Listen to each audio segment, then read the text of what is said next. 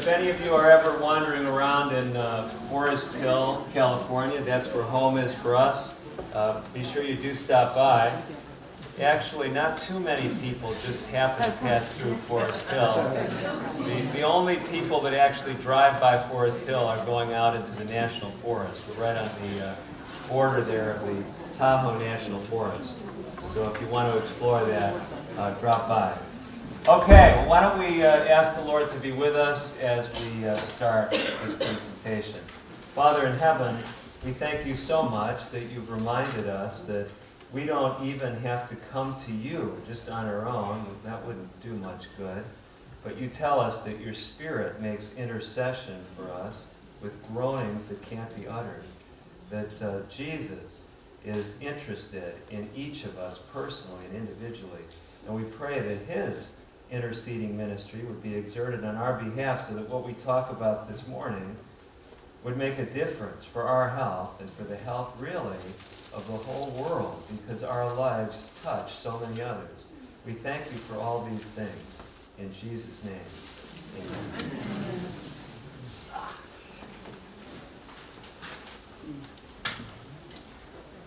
He never knew his father. He never knew his mother. In fact, the only family that Golden Feather ever knew were the kindly Native Americans who had raised him for as long as he could remember. But there was something uneasy about growing up with that tribe that would be in what we would call northeastern Canada today. What was somewhat uneasy was Golden Feather didn't look like the other children, or the other adults for that matter. He had blonde hair and blue eyes. How he got there, he didn't know. But this still was his only family. And so when he became 17 or 18 years of age, it was actually somewhat traumatic when a French trading party came to the village where he lived. There were discussions between those Europeans and the tribal elders. Golden Feather didn't know what they were talking about, but somehow a decision was made. He was leaving his home. He was going with these French traders. What do you do when you're taken away from all that's familiar, from all that you know? Well, Golden Feather decided to make a new identity for himself. He decided he'd take a new name, one of those Western names. So he called himself John Allen. And he decided he would, as he heard about it, go homesteading in what was then the Dakota Territories. And that's what he did. He headed out far west. Now, it may not seem all that far west to those of you who traveled our country, or to me who live in California, but he traveled from the East Coast all the way to the Dakota Territories to homestead. Now, no doubt if John Allen were still alive today, he could tell us many stories about what it was like in those Dakota plains. But only one story has stood the test of time. It happened very, very early one morning. John was out there in those plains and looking over that vast expanse. But he thought he heard something. Yes, he had. All of a sudden, he began a mad dash for a single tree, just one tree in that place, far, far away. Now, if you were looking on from a distance, you'd say, what's gotten into this guy? I mean, why all of a sudden has he started to run as fast as he could to a tree? John Allen had heard the sound of stampeding buffalo far in the distance. And as he ran as fast as he could and got closer and closer to that tree, the buffalo were gaining ground on him. Those buffalo, it seemed as if you were looking on, that they were going to overtake him. I don't know how he did it. But John got to that tree just before the buffalo did. There was no time to climb it. It was a small tree. All he could do was stand sideways with the tree kind of shielding him. Moments later, the buffalo came rushing by, snorting, kicking. But John was safe because he had been listening to the buffalo.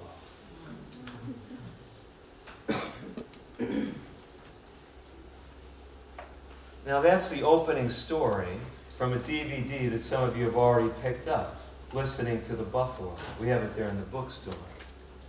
But I'm going to tell you something that I don't tell in that DVD, so you're going to get the bonus right now. And that is, if it weren't for that story, I wouldn't be here today. Because you see, John Allen was a distant relative of my wife. And you know how it is with guys, we already heard. You know, a lot of us wouldn't be here if it weren't for the women in our lives. If you missed that lecture, you can, get the DVDs. It's also in the Gospel of Mark DVD, if you're wondering about it. But the point is simply this, from telling you the story.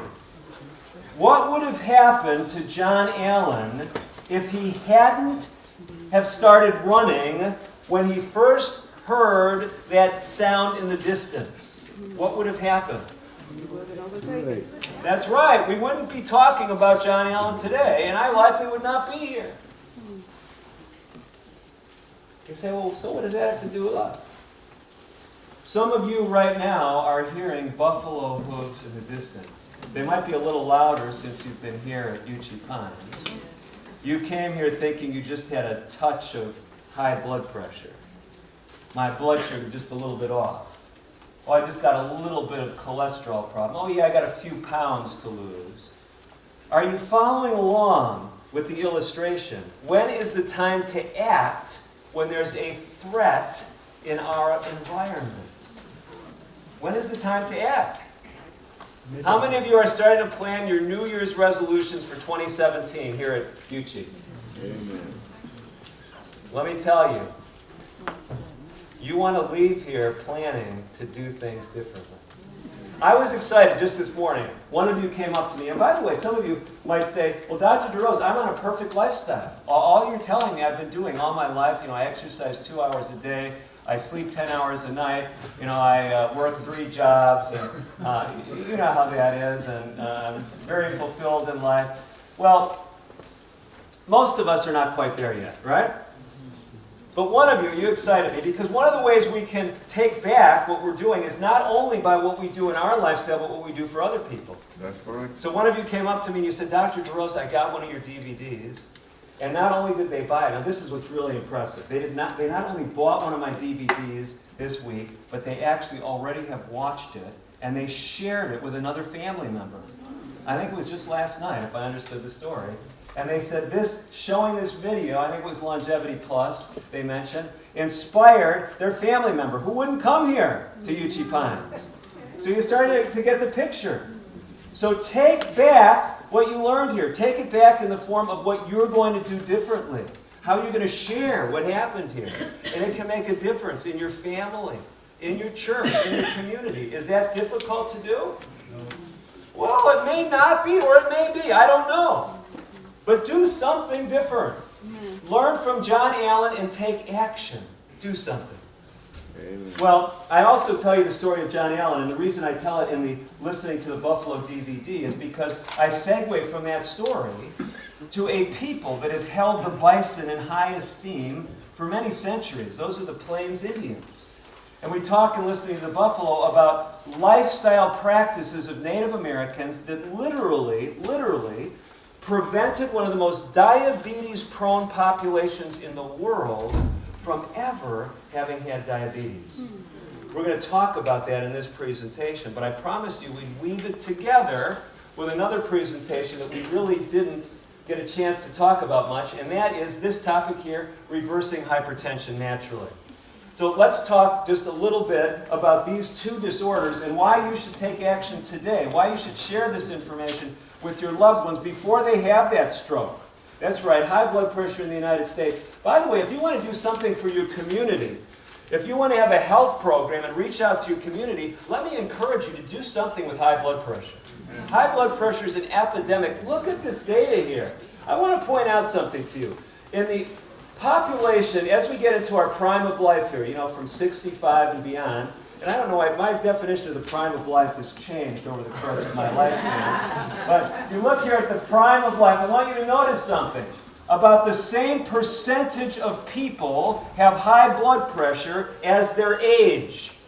You follow along what I'm saying? So if you look at 65-year-olds in America, what percentage of 65-year-olds have high blood pressure? 65%. If you look at 80-year-olds in America, about what percentage of 80-year-olds have high blood pressure? 80%. So some of you say, well, I don't have high blood pressure, Dr. DeRose. Most of the people I know, their blood pressure is fine. Well, how old are they? I mean, if all your friends are in their, 8 or 10 years of age, they may not have high blood pressure yet. But the point is, if you look at if we're living like the rest of the American population, we are on a rendezvous with high blood pressure. Okay? So if you want to reach out to your community, do something on high blood pressure. And so, huge numbers being affected. And the reason high blood pressure is so bad is because it's putting a toll on your blood vessels and on virtually every organ in your body. Now, I need one of these young, energetic children to come up here and help me. One of you going to help me? Okay. What is your name?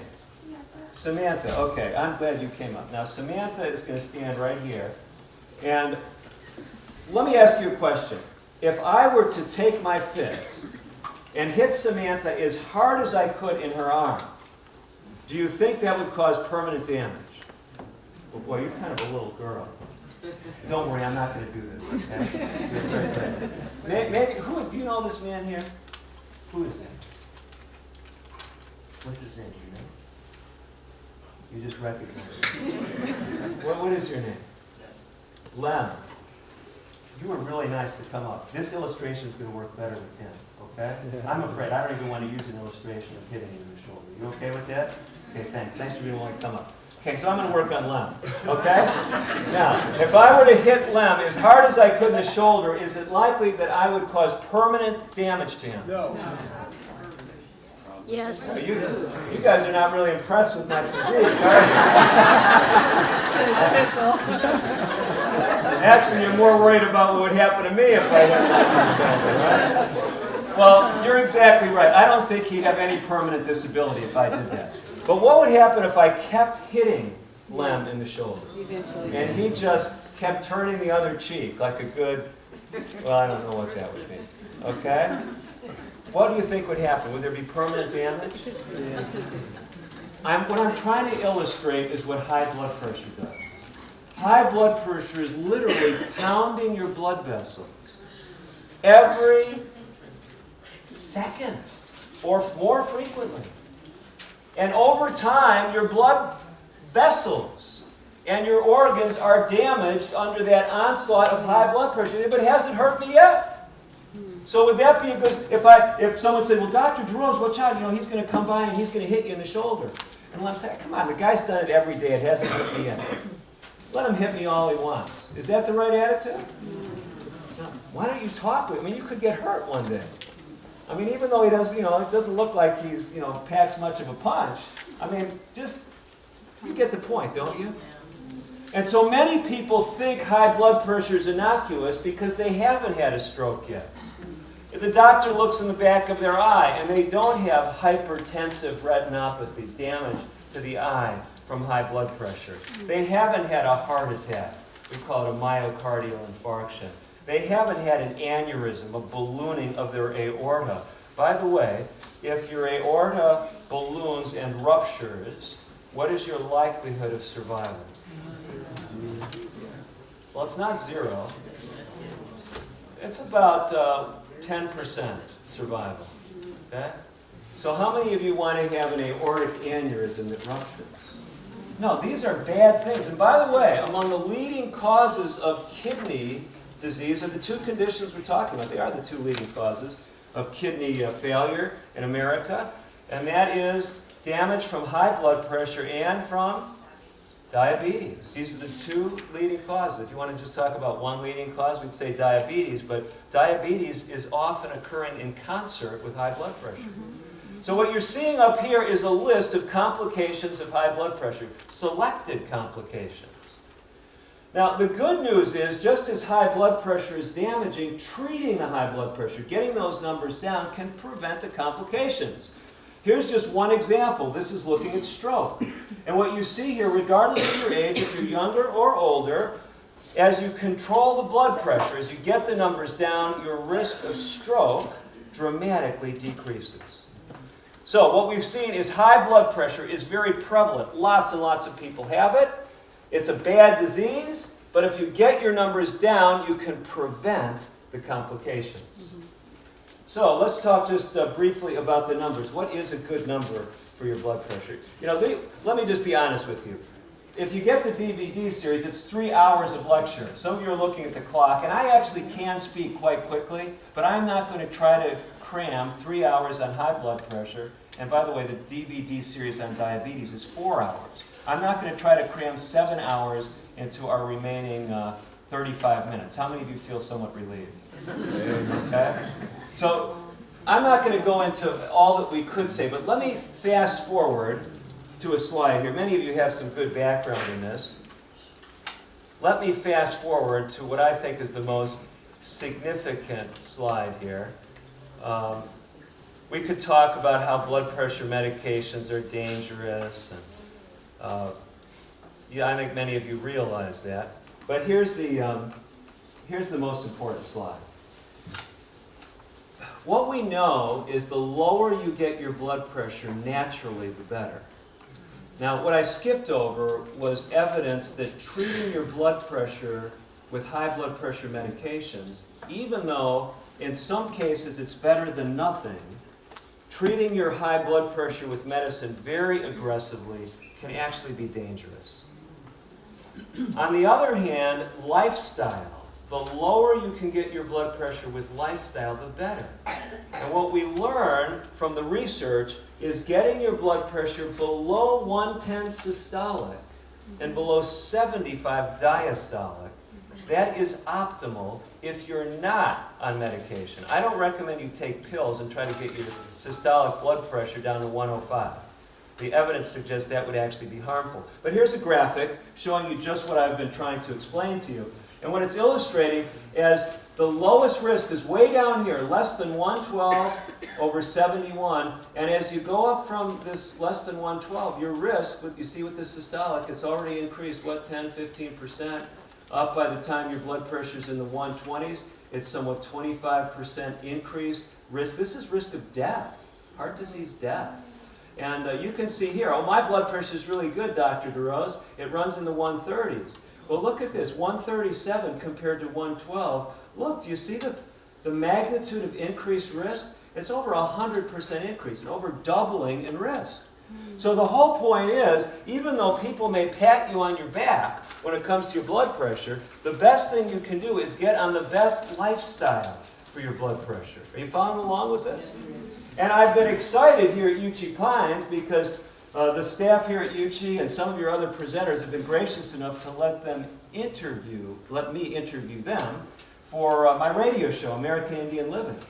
And I've heard some wonderful stories and testimonies about how effective, how God is using this UC Pines program to control problems like diabetes and blood pressure. Some of you, I see you nodding your heads because you may have had that experience as a guest here. So the program really works, and lifestyle is powerful. Now, there's all kinds of interesting research on what causes high blood pressure. I love to talk about this, but we really don't have time for it. Let me just tell you this, a quick insight for you. You can be programmed for high blood pressure in your mother's womb. You remember the story in John's Gospel? I think it's in John 9, where the disciples see this man who was born blind. Do you remember the question that they asked? Yeah, who sinned? Did this man sin, or did his parents sin since he was born blind? You see, the Jewish people of that era had a problem. if something bad happened to someone, they said it must be their fault. Now, by the way, do you realize that there are some Christians today who have the same problem? They say, well, brother, if you were really following Jesus, you wouldn't have this problem. Everything would be going fine in your life, sister. You're just, following the Lord more faithfully. You wouldn't have all these. Look at my family. We're all blessed because we're following the Lord so well. No, but this is not the way it works. What did Jesus say? Neither one sinned, but it occurred so that God's glory would be seen. I'm paraphrasing a bit. So do you see, when something happens in your life, what did you do to make your mother be under so much stress during your pregnancy? What did you do? Maybe she was being abused. I don't know what your mother was going through. Maybe she was in a terrible work environment. Maybe some of you are old enough that your mother was in some part of the world where they were in famine conditions. Okay? By the way, there are people today in famine conditions. And so you are predisposed in the womb to certain diseases. So before you take this information and go back home and say, well, sister, I know why you got high blood pressure. Dr. DeRose said if you did these things, you wouldn't have it. So you must be eating wrong. And it looks like you're, exercising when people are looking, but I'm sure you're watching television and eating cupcakes and drinking Cokes at night. Okay? No, God hasn't given us that job to play the Holy Spirit. Anyway, we could talk more about what causes high blood pressure. Fascinating topic, but we will hasten on. Just don't point your finger at anybody else.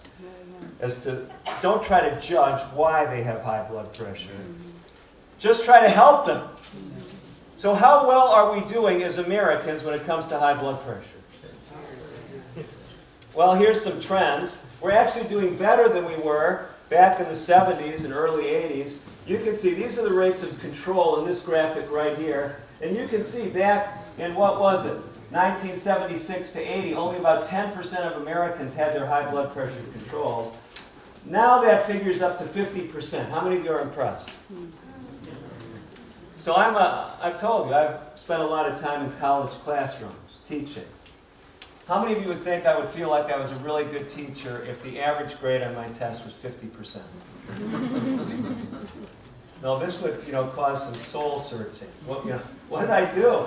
50%. It's terrible. So we look at it, we say, well, it's better than 10%. We're really making progress. This is terrible. Well, why are we doing so poorly? Well, here's the question I ask. Could it relate to patients' lack of acceptance regarding the conventional approach to high blood pressure? What is the conventional approach? Well, I could show you some slides and quotes from people saying, the cornerstone of high blood pressure therapy is medication. That's what the experts say. In fact, it's very interesting. All the experts know that lifestyle has power, but they won't make that the cornerstone. They'll say, well, yeah, lifestyle works, but I'll just tell you a story. True story. I was at a medical conference once, and a bunch of physicians in the room, and they have some visiting expert. We're talking about diabetes and high blood pressure. So this is a diabetes illustration. So this expert comes in, and he starts telling the professionals, myself included, of how powerful diet and exercise are in controlling and preventing diabetes. Amazing, right? This is great. He spent about 5 minutes telling us that, and then he said, but don't waste your time. Don't waste your time. Nobody's going to change. And his message was, put them on insulin. And put them on insulin. Now, I will tell you, his visit was paid for by one of the insulin companies. But I was quite agitated, and some people have accused me sometimes of not being the most tactful. And so when he asked for questions, I couldn't help but ask him a question. I said, you said that people can't change their lifestyle. I'm just curious how much time you spend trying to help your patients change their lifestyle. And for some reason, he didn't want to ask the question, because I guess he'd already come to the conclusion that it was a waste of time, so he didn't spend any time doing it. But the whole point is simply this. What is the cornerstone in most people's minds, at least most physicians' minds? It's medication. So let's do something here together. Let's do a pro and con list. We're going to look at some of the common symptoms of blood pressure medications. So we'll look at common blood pressure medications, we'll look at the common symptoms of them, and we'll compare them with the symptoms of not treating the blood pressure, okay? So that's what we're going to do. So first let's go through this list. You see what we're going to do. Common symptoms of blood pressure medications and then typical symptoms of untreated high blood pressure. And we want to see if we can get an insight as to maybe why many people are not enamored with the pharmacologic approach to blood pressure, okay? So just a thought exercise. Let's look at the list. Frequent urination. That's a common symptom of high blood pressure medication. You say, well, I mean, it's a little awkward, but I can live with that, right? Not that big a deal. Fatigue. Well, it doesn't sound all that good. Dizziness, uncontrollable cough, exercise limitations, sexual dysfunction, depression. How many of you would want to sign up for this list? Well, but you say, that's not really fair. We've got to compare it with the typical symptoms of untreated high blood pressure. We want to go down that list and see which list looks better or worse, and see if we can gain some insight into why people would or wouldn't be interested in taking medications for their blood pressure, okay? So let's go down that list. You ready? Are you ready to go down that list together? There's nothing. Most of the time, people feel just fine. I had a patient some years ago. She came into my office. It was while I was working at Weimar. Weimar is a similar lifestyle institute to UT Pines. And she was coming to our outpatient clinic. And she had been diagnosed with high blood pressure, I think it was 6 or 8 months before. She had already been on 6 blood pressure medications. Every time she started medication, what happened? She had side effects. She said, I'm not going to do this. And the doctor put her on another one. Finally, she heard about Weimar, and so she came to see if we could work with her on natural treatments for high blood pressure. You know, come to think of it, I actually think I ran into her when I was lecturing a while back, and she seemed to be doing well. Now, that just could be a created memory. But the point is simply this. If you look at data on how long people stay on blood pressure medications, it is a very short time. Look at it. This is a graph showing a series of studies. We call it a meta-analysis, where they pool a whole bunch of studies together, and they're going to look and see how long people stick with different classes of high blood pressure medicines. In fact, they're asking an even more simple question. They're asking, how many people keep taking the medicine even for a year? If you're put on a beta blocker for your blood pressure, the odds are about 75%, 3/4 of the people put on a beta blocker will stop taking that drug within a year. Because of the side effects, presumably. And you can see even the, quote, best tolerated medications. This is 12 months or less. Most of these studies. 2/3 for a year sticking with a medication. Can you see why we're doing so poorly? We're trying to put people on medications for a condition that they often have no symptoms for, and they say, it's just not worth it. Until they have their stroke, right? Or their heart attack. There's got to be a better way, right? The solution to the blood pressure problem has to create less pressure, if you will, less stress on the person than the disease itself. Is it possible that could there be a no pressure solution to high blood pressure? Do you think that's possible? Now, by no pressure, I don't mean your pressure is going to go down to 0 over 0. I just mean something that won't stress you out. Well, I'd like to suggest there is. If you can just remember that phrase, no pressure. You think you can remember that? No pressure. You can remember 10 natural strategies to control high blood pressure. No pressure. Now, some of you would say, well, this sounds familiar, because we've heard things at UT Pines like this. Maybe a little bit different acronyms, a little bit different mnemonics, memory devices. But the N stands for what? Nutrition. The O for optimal choice of beverages. The beverages you drink affect your blood pressure. Physical exercise, rest, environment. Let me just, we don't have a lot of time, so I'm going to give you some high points on some of these. You've heard a lot about some of them, but a lot of people haven't heard about environment. Do you know one of the things in environment that affects blood pressure? It's noise. I've been enjoying the nice, quiet environment here at Uchee Pines. I actually live in a very quiet area myself. But quiet actually lowers blood pressure.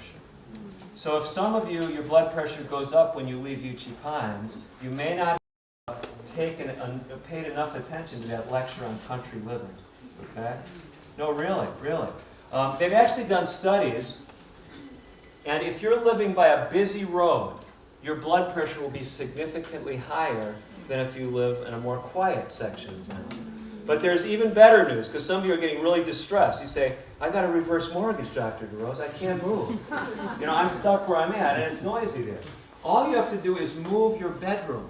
That's right. They've actually shown that if you move your bedroom from the noisier side of the house to a quieter side, your blood pressure will go down. Wow. Isn't that amazing? And now the researchers are saying that noise pollution is one of the contributors to the epidemic of childhood elevation in blood pressure. So noise is actually a very important environmental factor. We could also talk about sunshine and fresh air, those things. Deep breathing, those all help to lower your blood pressure. As does stress management. By the way, that's one of my regrets in giving a kind of a rapid lecture like this. Some of you are sitting here getting very stressed. Some of you were smiling at my jokes when I began, and now you're looking more and more stern. Okay? So I'm getting concerned about this. Social support. Now, I tried to tell you this in our first session together. One of the most important and one of the most neglected remedies is social connectedness. Some of you were asking me about the DVD series just this morning, Healing Insights from the Gospel of Mark. And again, I have to apologize to you. I thought we had those shipped here, but they didn't arrive. And obviously, one of the physicians on our team, whose initials are DD and will remain anonymous, other than that, forgot to make sure they were getting shipped here. So I take responsibility for it. Even though my wife is the business manager, I was in charge of that project, and that's why she should take care of those things in the future. I'll remind her, even though I think I volunteered for the project. Anyway, so the Healing Insights from the Gospel of Mark is largely built around the theme of social support. And the reason it is because I don't know if you remember the history of the gospel writer Mark. Do you remember anything about him?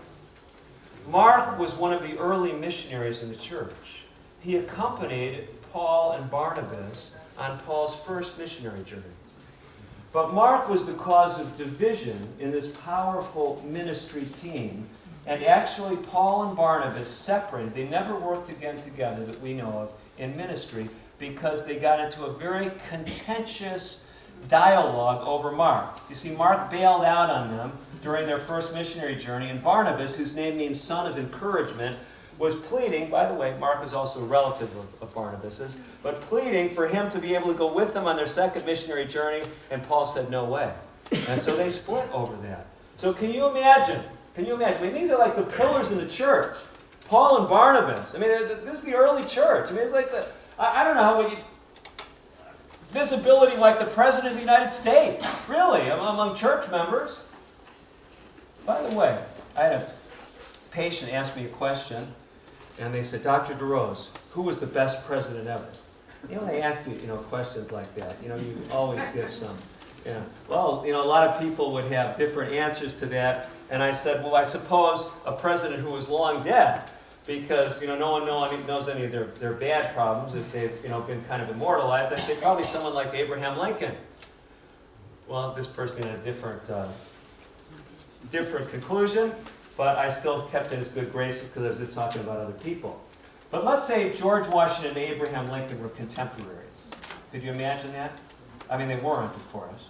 But let's say they were president and vice president. Great things were happening for the United States. Abraham Lincoln and George Washington, what a team, right? And then your son or your daughter or you yourself gets put in as the Secretary of State. I mean, wow. Wow. You would believe it? Curtis, Secretary of State. Oh. Sheila, Secretary of State. Susan, Secretary of State. Amazing, amazing. But then the news comes out. Lincoln, leaving vice presidency, cannot put up with Secretary of State. Okay? And you cause and so can you imagine what people... they're looking up to this great team leading the country, leading the church, whatever it is, and you were the cause of division. How would you feel? How would it be to walk in the back of the church? Or go to the, local basketball game, or walk into the, shopping mall, or wherever you go in your life? What would people be saying? Hey, did you see who just walked in? They wouldn't be coming for your autograph, okay? Now, why do I tell you that? John Mark was the cause. We sometimes refer to Mark as John Mark. John Mark, the author of the second gospel, was the cause of division in the early church. But if you read Peter's letters and Paul's later letters, you find that Paul and Peter both felt that at the end, John Mark was a blessing in their ministries. Peter called him his own son. Now, why I tell you that story is because some of you may feel that you've messed up. Maybe you've not been the best example. Maybe you haven't taken that good care of your health. Well, one of the messages of the Gospel of Mark is that God is all about healing. And it's not just healing our physical health, it's healing relationships. And what we find, and I can't go into all the data today with you, we have some of it in the DVD, but we talk about the data showing that social connectedness helps to lower blood pressure. Now, why I'm taking time with this, there's two reasons for it. First of all, it's important. But the second reason is if you're doing health programs at your local church or in your community center or on the campus of UC Pines, you want to keep doing it. And don't apologize. Let people know that they need to keep coming back here or coming back to your church or coming back to the community center. Why? Because health is optimized when we do it with other people. Okay? When we do it in community. And so that's what we do. When we go through these healing insights from the Gospel of Mark, and if you weren't here earlier, since I didn't bring them along, we'll actually, instead of having them here on sale for half price, you go to my website, compasshealth.net, and we'll send you 2 for the price of 1. And one of you came up to me this morning and you kind of looked at me like, 2 for the price of 1? Why would I want 2 DVD series? I mean, they're both the same. But what are we just talking about? Social connectedness. You can share that DVD with someone else. You've been wondering how to approach that neighbor. Well, bring them the DVD series. Better yet, invite them to watch it at your house. Okay. Use of natural adjuncts. There's all kinds of natural therapies that can help with high blood pressure. But I'm going to be real honest with you. And probably the doctors and other lifestyle educators, lifestyle counselors, nurses, all the folks here at UT probably tell you the same thing. There are no herbs that are as powerful as lifestyle. Now, if you know of something, let me know. But in my experience, yes, some of these things can help. But many patients who are interested in natural remedies, they don't want to change their lifestyle. They just want to change the pill from Merck or Pfizer to a pill that was, encapsulated by, Nature's Made or, some supplement company, okay? But that's not the ideal program. People don't have high blood pressure because of a deficiency of coenzyme Q10. That's not the basic problem. Now, CoQ10, there's research that can help lower blood pressure. And I sometimes recommend that to patients. But that's not the cornerstone of the program. Now, this one here, you say, boy, this is a stretch. Refraining from pressors and excesses. There's a number of things that raise blood pressure. This is really, a lot of people would put that under the umbrella of what we would call temperance, moderation in things that are good and total abstinence from things that are harmful. And then the last one here is exercising faith in God. So these elements actually, just like they help a host of diseases, they help high blood pressure. And in fact, it's worth mentioning that because a lot of people tell me, Dr. DeRose, I'm so confused. Should I go on the cancer prevention diet or the obesity prevention diet? Or should I be on the kidney health diet? Or should I be on the diabetes diet? I've got all these problems. Which one should they be on? Well, the good news is rightly understood. It's all the same program. So let me illustrate it because I promised you we tied diabetes and high blood pressure together. This no-pressure approach, this same construct, works for diabetes as well. And like I told you, we explore that some in Listening to Buffalo. Sometimes people ask me, what's the difference between that DVD and the diabetes series? This is just kind of a short overview of some of these principles looked at from the perspective of Native Americans and how they avoided diabetes, and I'll give you a sample of that right now. What we know in the research literature is that here in the United States, probably the single most diabetes-prone population are Native Americans. You can see it illustrated in this graphic. Those two lower bars are native populations. You can see how high the percentages of diabetes among the adult population is. This is data from what's called the Strong Heart Study, a study of Native Americans from 45 to 75 years of age, and you can see the staggering rates in this age group of diabetes. Native Americans in the Dakotas, over a third of them. In Oklahoma, it's approaching half. And in Arizona, over 2/3 of the Native Americans with diabetes. Are Native Americans, many of them, are they genetically predisposed to diabetes? Yes, the answer is most definitely yes. Here's what I learned some years ago, though. I was actually visiting one of our NIH offices. They even gave me a chance to share a little bit of the work we were doing in Oklahoma at the time. They have a NIH branch in Phoenix, Arizona. So most all our National Institutes of Health main offices, centers are there in the Bethesda and Rockville, Maryland area there around close to Washington, D.C. But they have this branch in Arizona. Why do they have a branch there? It's because they've been studying diabetes in Native Americans for decades. Many of the things we know about diabetes, we know from this research on Native Americans. But here's what I learned that I did not know before that visit. There's an Indian hospital there in Phoenix where they have records that go back to around 1900. And I was talking with the researchers. They told me they only had one case of diabetes in that population in 1902. One case. 4,000 individuals. Well, the population hadn't changed much by the time 1940 rolled around, and a very famous diabetes researcher and clinician by the name of Dr. Joslin was there, and he documented 21 cases of diabetes. Is that a significant rise over 40 years? You say, wow, that's over 20 times the increase. But I want you to notice it is still a fraction. Not even a percent, not even 1% of the population. Today, in that particular population, over half of the Gila River Indian Reservation residents have diabetes. How many of you think their genetics have changed over that time period? It's not genetics that's changed. It's lifestyle.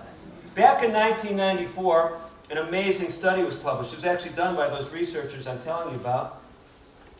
They had not only, by that time, realized there were Pima peoples living in Arizona, there were Pimas living in Mexico.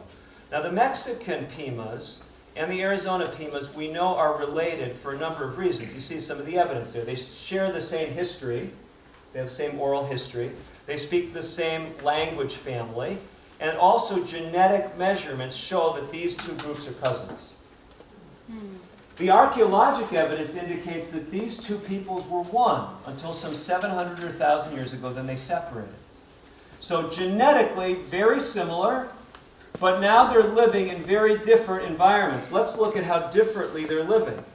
The Mexican Pimas are living in a remote location in northwestern Mexico. They're getting lots of activity.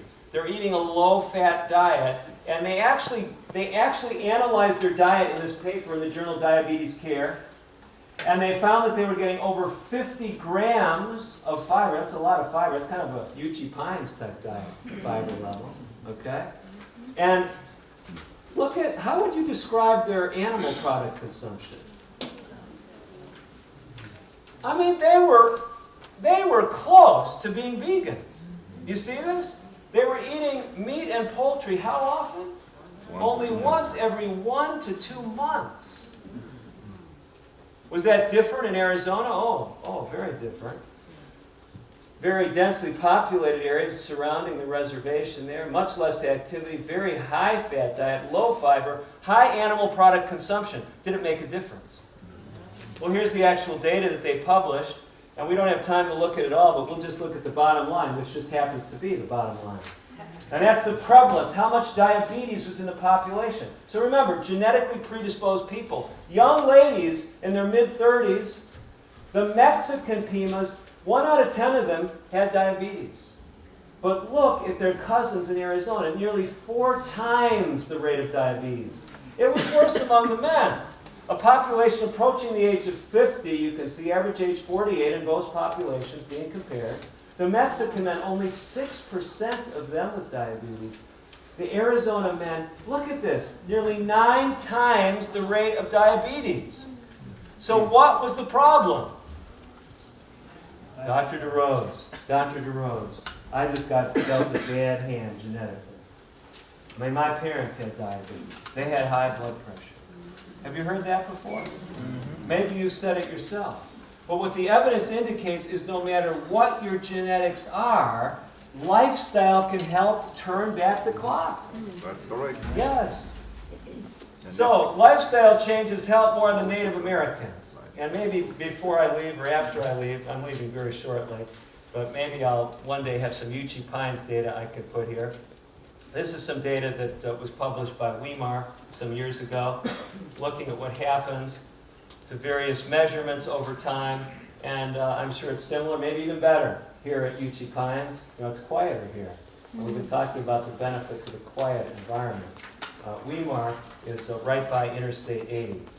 So, look here.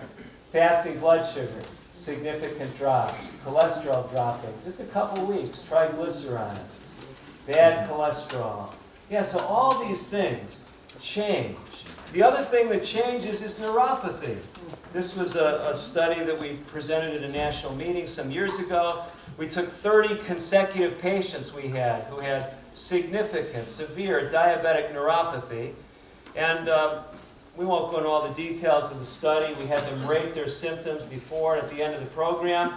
And what we found, on average, in just 2 weeks, 20 to 45% improvement in their neuropathy symptoms. Here's the point, why I'm showing you this. The program that you've been hearing about from all the different presenters, and we didn't have time to go through each of those elements. We're going to give you a little chance to ask some questions, though, here as we're winding up. But these programs work. They can help reverse diabetes. They can help reverse high blood pressure. They can prevent you from ever developing these diseases. I think we do have a roving mic or two, and since we started late, I'm sure Nessie's going to give me a few extra minutes to try to answer your questions. The first question was one that was written on a slip of paper. You know how that is. That person's probably not here today. I don't know who actually wrote it. But it says, any hope of getting off of lisinopril, this is a blood pressure medication, history of a light stroke, kidney failure, kidney infection, other things, blood pressure running 140s over 60s. Any hope of getting off lisinopril? What is the answer? Yes, there's hope. Okay? And so some of you make sure you get this DVD series and show it here. Show it in your house. Invite your neighbors, your friends. If you know of people with high blood pressure, you can have a ministry right in your own home. Okay, what other questions do we have? You see how quickly I can answer questions. You can ask me a yes or no question. It goes by really quickly. Okay, there's a sister here with her hand up, another sister there. Okay, microphones are coming on their way. Got to raise that hand real high. If you can get your blood pressure down with lifestyle changes, how long did Dr. be able to take you out of beta blockers? Okay. The question has to do with getting off of beta blockers. And it's actually a fairly complicated question because there's multiple reasons why people are put on beta blockers. It's not just for high blood pressure. If it's only for high blood pressure, thank you, you can't just abruptly stop a beta blocker. It can actually trigger a heart attack. The body gets dependent on it. So it has to be gradually tapered off. So if your blood pressure is improving, especially if it's getting quite low, you want to call your doctor and say you're worried, your blood pressure is low, maybe you're passing out, you passed out at the wheel, and you don't want him to be sued, for you having an accident, and you don't have to be threatening to the doctor, even if it's subtle. But they'll often start tapering the medication. Now, some people are on beta blockers because they have other problems. It's controlling the heart rate. Maybe they have atrial fibrillation or there's other things. So it's got to be on a case-by-case basis that they would do that. Okay? Here's a question. Are there natural treatments for asthma and COPD? And the answer to that one is yes as well. What's the next question? No, I'll stand under that. Actually, we were talking a little bit about this yesterday, and I'll mention it again because some of you were disappointed. We have the DVD series. Oh, I mentioned the DVDs. One of you asked me this morning. Yesterday, I realized how crazy things have been here, how you've been like me, running all around. Some of you haven't been able to get to the bookstore. So what we did is we left a supply of the DVDs here. So some of you who've been wanting to get them and hadn't been able to get them, we have a supply here. It's a limited supply. I mean, some may only have 10 left, some others maybe 20. So you don't want to wait until the moment before you're leaving to pick them up. Okay? But if you didn't get the DVDs, we still have them. Almost all of them are half price, and you can still get those. Someone was asking me about the Ancient Secrets DVD, where we have the information about pets and health. And that's where we talk some about asthma. You remember the study I mentioned to you, the study where they looked at children who were in classrooms where other students had cats, had pet cats. One of the triggers for asthma in many people are dander from cats. And so there are things you can do in your environment, decreasing the dust in the environment, getting carpets out, putting in hardwood flooring. There can be other chemicals that are off-gassing from particle board or other things that could be irritating your airways. So there are things that can make a difference. And of course, stopping smoking is huge, and avoiding other inhaled toxins. I have patients now, and I have to be careful. I used to ask people how much they smoked when I wanted to learn how much cigarettes they used. But now they ask me, what do you mean, smoke what, doctor? And some of them think they're using natural health products when they're smoking marijuana. I'll just tell you, we don't have time to talk about that. In our new book, Reversing Hypertension book, we have a section on marijuana. Marijuana is not a health herb, okay? I'm just going to let you know if you had any delusions about it, and just mention that for you. Okay, does someone else have the microphone? Okay, microphone is there. You got to get the attention of those with the mics, please. What's the difference between diabetic 1 and 2? Okay, difference between type 1 diabetes and type 2 diabetes. Vera will try to give it to you in a minute. Type 1 diabetes is typically due from pancreatic failure, inability of the pancreas to make insulin. Type 2 diabetes, its root cause is insulin resistance. Insulin is not working the way it should.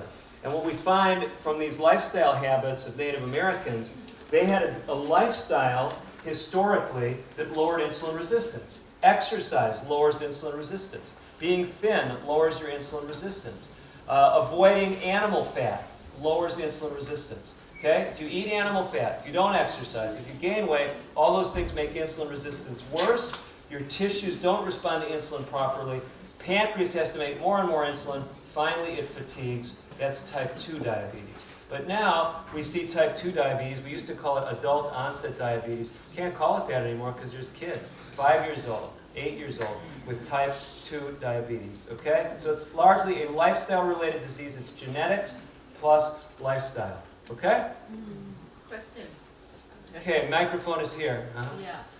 Has anyone ever told you that they heard like a pulsation beating in the air when they try to go to sleep?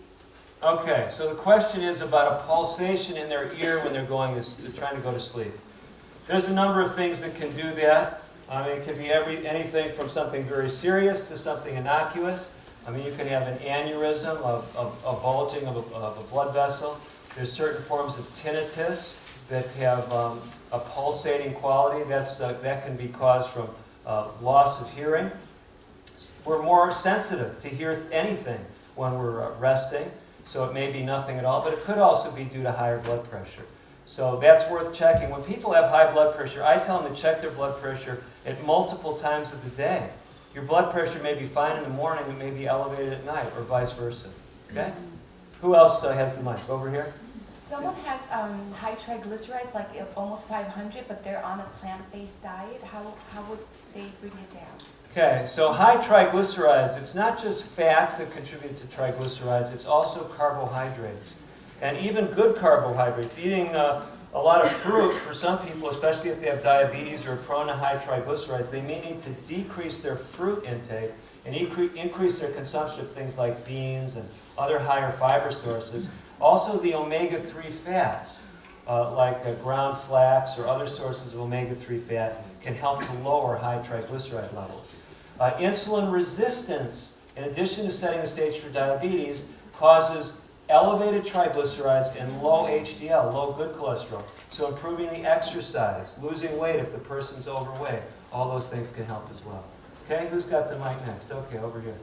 I have two questions. One, I understand that if you have an asthma attack, that a natural remedy of ice on the neck is something that a person can do. I don't want to be giving people wrong information. What we have done for natural remedies to break an asthma attack is we have used a hot half bath with an ice massage to the back. Now, the problem with just telling that to a general audience is if someone's having a very severe asthma attack, that can be life-threatening. But this is an effective treatment. Yeah, so that using ice to the neck or back causes a reflux that helps open up the airways. And of course, applying heat, either a hot foot bath or a hot half bath, also draws congestion away from the lungs. So that combination can be effective, and I've seen that work. But again, you know, when someone's about to stop breathing, you don't want to just stick them necessarily in the tub. You understand what I'm saying? Yes. Asthma can be a life-threatening disease. Don't wait until they're on death's door before you try natural remedies. The other quick question is, can blood pressure be too low? I've had my blood pressure 90/50. Is that still a good blood pressure? If your blood pressure runs low, you're at risk of two things, in my experience. One is getting lightheaded if you stand up too quickly, and having cold hands and cold feet. Those are generally better problems to have than stroke, blindness, and kidney failure. So I would usually choose the lower blood pressure. If it's really a problem, you might have to increase your sodium. Okay, one more question, and then we got to finish up. By the way, this is not the end of question and answers. You get to hear from Dr. Mark in the next lecture, Dr. Sandoval, and he's going to be taking questions and answers. So I'm glad you saved all the hard ones for him. But we have one more. We have two more. Okay, you're saving two more. Who's the sister in back first, and then we have one. But sister in back first. Then you're next. You're second. Okay. Yes, I'd like to ask you, is there a connection between attention deficit disorder, hyperactivity, and diabetes and high blood pressure? Yeah, there actually are a number of people who've written about things that connect those disorders. One of the early people that I know who wrote about it was a doctor by the name of Feingold. And Feingold, what he found is that if he got kids off all these artificial products and sugar-sweetened things, their behavior improved. So some of the same risk factors for ADHD apply to diabetes. And we would say with activity too. If you're trying to level out someone's nervous system, you want them getting more physical exercise outside. That's the same thing that's going to help diabetes. So good observation. Those things often track together. So try to get a person on a good program, whether you use New Start or No Pressure or God's Plan or whatever mnemonic you want to use. Go through those natural strategies and you'll find that mental health improves as well as physical health. Okay, last question right here. Yeah, I get a question about marijuana. In Canada, marijuana is used as a medicine. Why do you say that's not healthy? Okay, so marijuana is used as medicine in Canada. By the way, in California, there's a lot of patients who tell me they're using marijuana for medicine as well, so this is not anything unique to Canada. But, you know, we also use opium for medicine. And there are doctors that have prescribed tobacco for medicine. Now, I'm not saying there's... I'll just be honest with you, since he asked the question. Did you know that tobacco has some positive health effects? Tobacco now. Did you know that? If you smoke, it will decrease your risk of getting chronic ulcerative colitis. So how many of you think we should start having cigarettes at the door so we could all decrease our risk of this severe inflammatory bowel disease? How many of you think we should do that?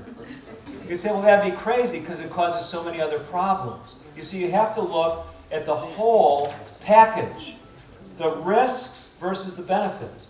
And most every professional has looked enough at tobacco that says it's not worth it. By the way, if you're trying to prevent CUC, chronic ulcerative colitis, by smoking, you increase your risk. of a worse inflammatory bowel disease, at least it affects more of the bowel, and that's Crohn's disease. So you increase that one. You increase your risk of lung cancer, heart disease. Well, the same is true of marijuana. I'm not saying it doesn't help to lower eye pressure some. I'm not saying it can't help nausea if you're getting chemotherapy. But I'm just saying there are better things to do than smoking marijuana. And I'll tell you one of the big reasons for me, it's Jesus' example. Jesus' example. And we're ending on this note. We talk about this in detail in the Gospel of Mark series. Jesus on the cross did something that I think the Christian world has forgotten. When he was on the cross, he was twice offered something. What was he offered? He was offered something that would cloud his mind. And what did he say? He said no. He refused it. Listen, if Jesus, who had such a close relationship with his Father, couldn't afford to impair his mental clarity with something, why would I smoke a joint that we know impairs our mental quality? You see what I'm saying? So this is where, now you might differ with me and other people may differ, but that's where I come down to it. And I think Jesus makes a strong case for us avoiding these compounds that cloud our minds, because at the end of the day, it's really all about our relationship to him. He's the great healer, isn't he? Let's thank him together as we close with a word of prayer. Father in heaven, studying health, to me, is just, in some ways, like studying the Bible. It seems like there's just a limitless amount of material. And every time we open it up, it seems like we just scratched the surface. But we're thankful you don't want us to be discouraged about how much there is that we don't know or how much we're not doing. But you, in your loving grace, want to show us just what you want us to focus on, just what you want to be different in our lives today. Help us not leave this place without a determination to do something better with sharing this light with other people, with living it better ourselves, and as a result, helping us in our relationship with you and actually hastening your coming. We thank you for all these things in Jesus' name. Amen.